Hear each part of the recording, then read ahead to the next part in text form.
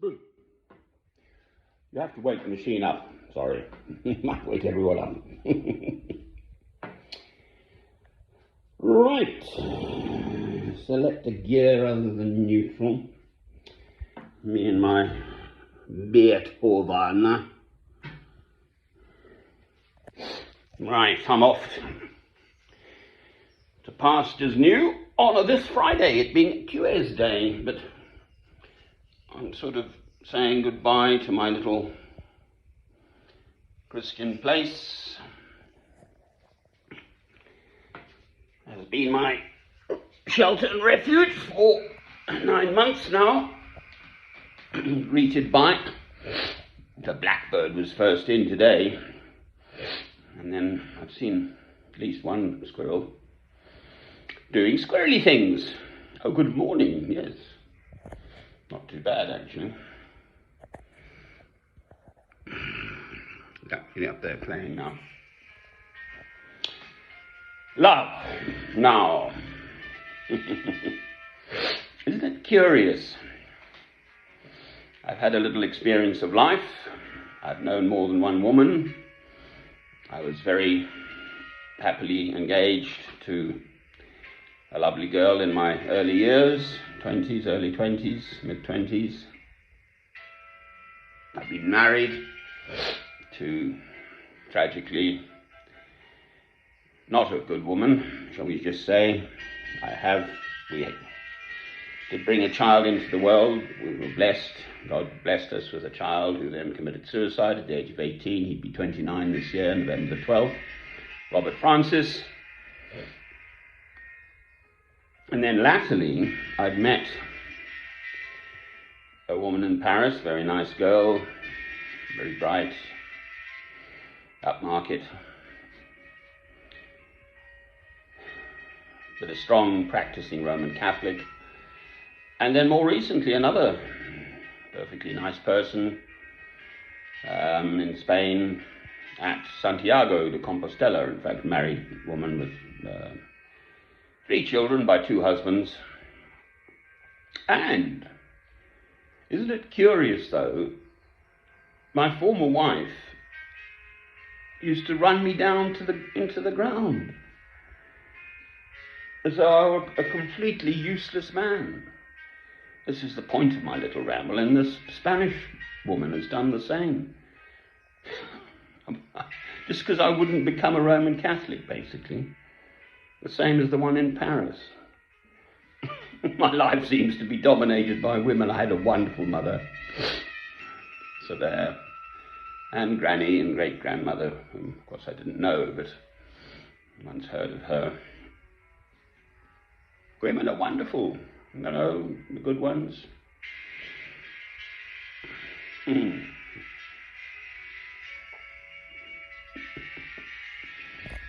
You won't be able to see it, I don't think. But he's just found something.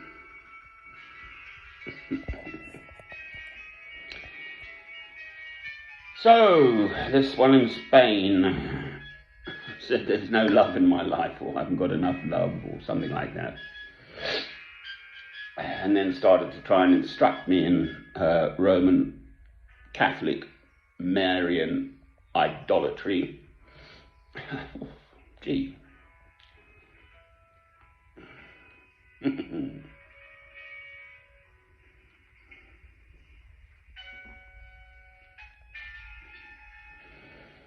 But anyway, she said there's no love in my life, or I ought to go and learn a few lessons in love or something. The way I see it is, here I am, a man of 64, and I have this stored up by God in me. Huge dam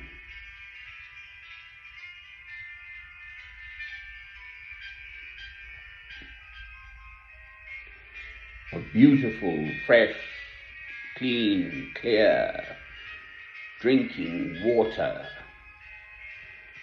just waiting for God to open the floodgates in me to pour out my love throughout the whole world. Amen. Now that's a beautiful vision. I haven't seen a vision or anything, I'm just saying. Just a vision of that. To cover the whole world in God's love. And if I can bring that about to some extent, well, so be it.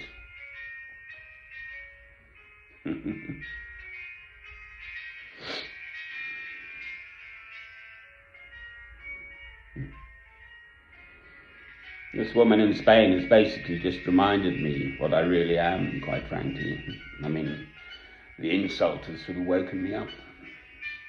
Perhaps I was getting a little bit sleepy in my monastic life with COVID and everything, not travelling and meeting people all the time and so on. I mean, I can go a whole week, quite frankly, without meeting anyone, actually, where I am now.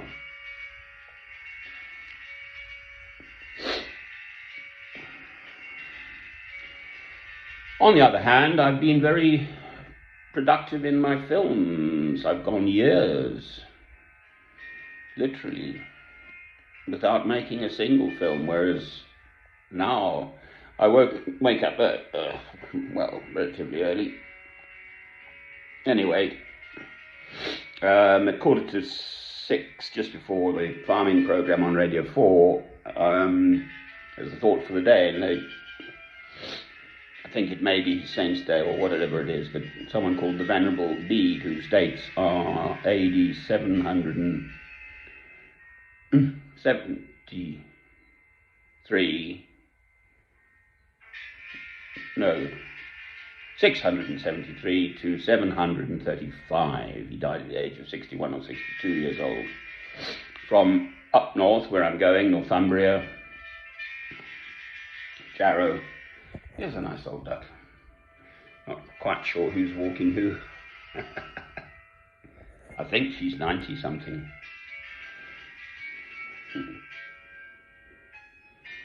Anyway, he was a Benedictine monk, and he's very well known as an ecclesiastical scholar and so on. She's rather sweet, really. Still steaming on.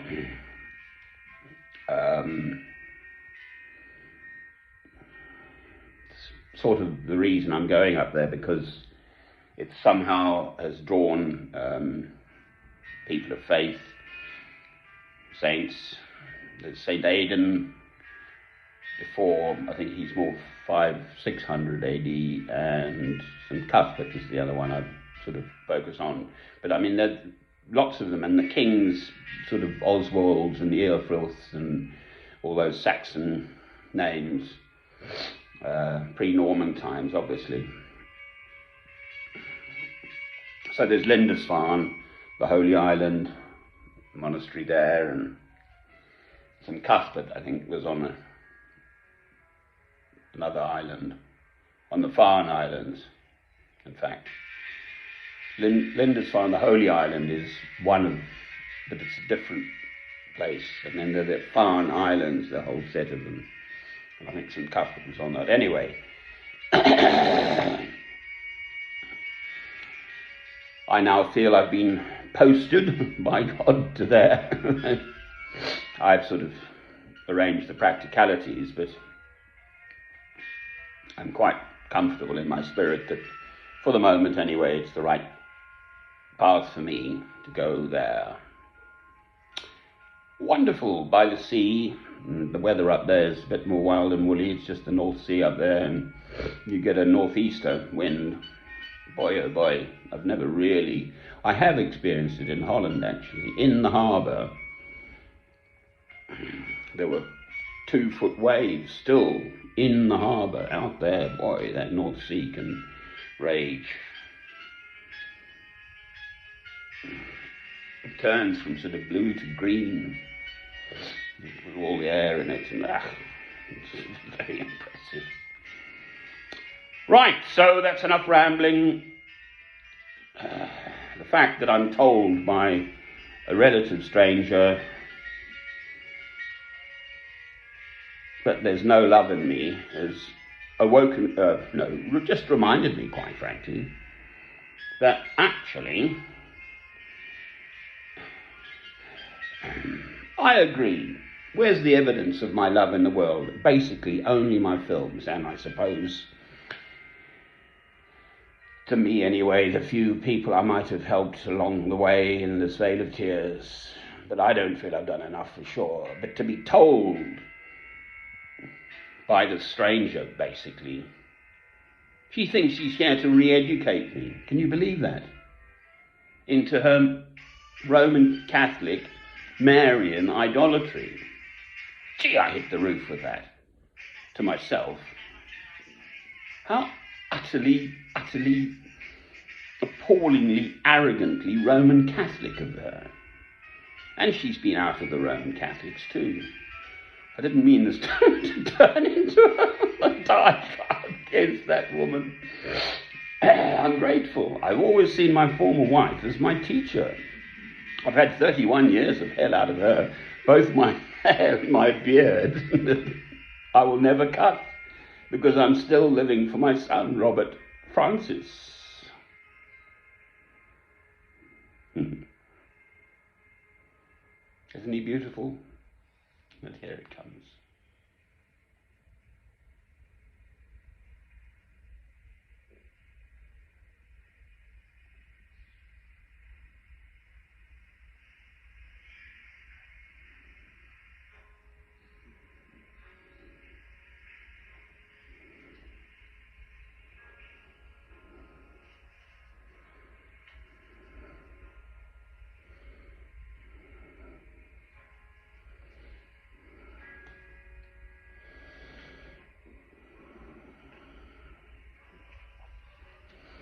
I love these slow movements. 32 Beethoven piano sonatas, and this is known as the Appassionata.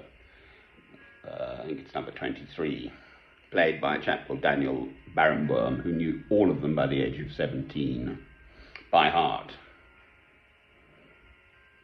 And Beethoven, his dates are 1770 to 1826, so he died at the age of only 56. I'm not quite sure when he composed this, but it would have been in his later years.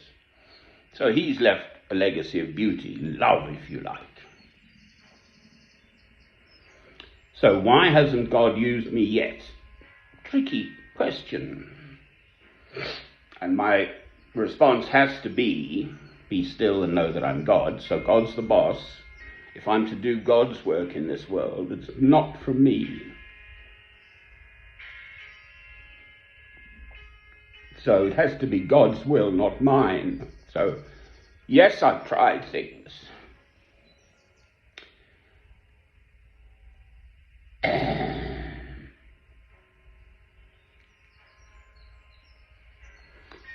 And as yet, they've not really to show much fruit in the world. But I simply cannot believe that there will be no fruit. Yes, everyone is precious and special in God's eyes. I know that, of course. It's one of the things I bang on about. Every single hair is precious and special in God's eyes. Therefore, you must not kill. Turn unto them the other cheek. You've got to be very strong to keep on at that message, because no one listens. Most people don't listen. Look at us in the West with our manufacture and sale of arms. And our devious political shenanigans. I've just been going into the political history of the Holy Land. Palestine, Israel. There's a carve-up between Britain and France and Russia, and about oil money, and it was virtually a desert. Yes, Jerusalem has been there for at least 3,000 years, I believe, built on a rock where Abraham was called to, is it Mount Horeb? I get these things wrong, but anyway, where Abraham was called to sacrifice his one and only, his within wedlock, his son Isaac. Of course, there was Ishmael born through Sarai's handmaiden, Hagar.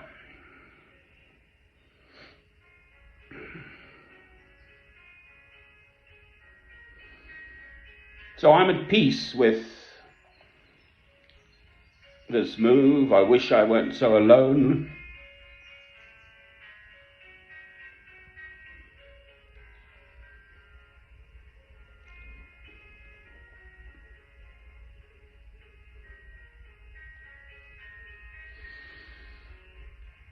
In part, at least, it's why I make these films, because I've got no one else to talk to. No one else listens either. It's all I've got.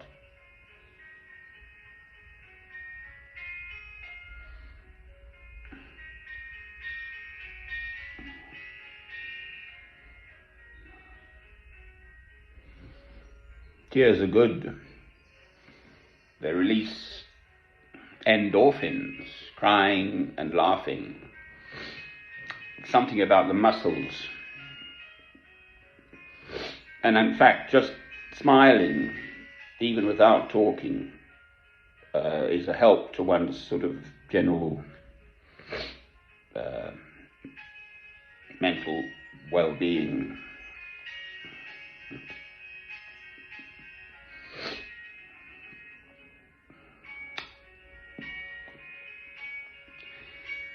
Amen. Time for another cup of tea.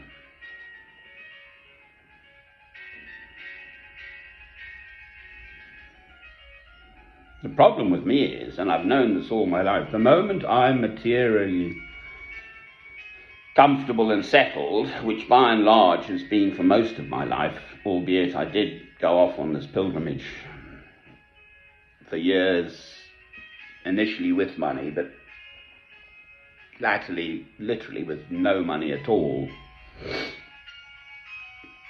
And somehow God, well, not somehow, I mean, the fact is, I'm here to tell the tale. I was fed and watered somehow, one way or another along the way. In fact, if anything, I was a lot healthier living out. I mean, I had to walk somewhere to go and get water, for instance. Have a wash. Then I used to shave, whatever.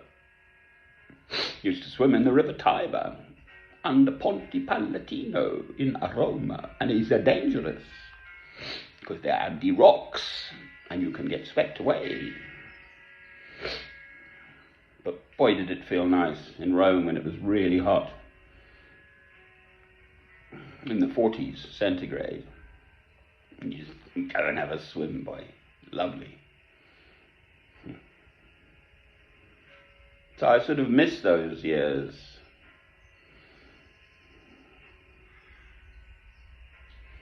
Love is the answer. The 2 commandments: love God, love your neighbor as yourself. Amen.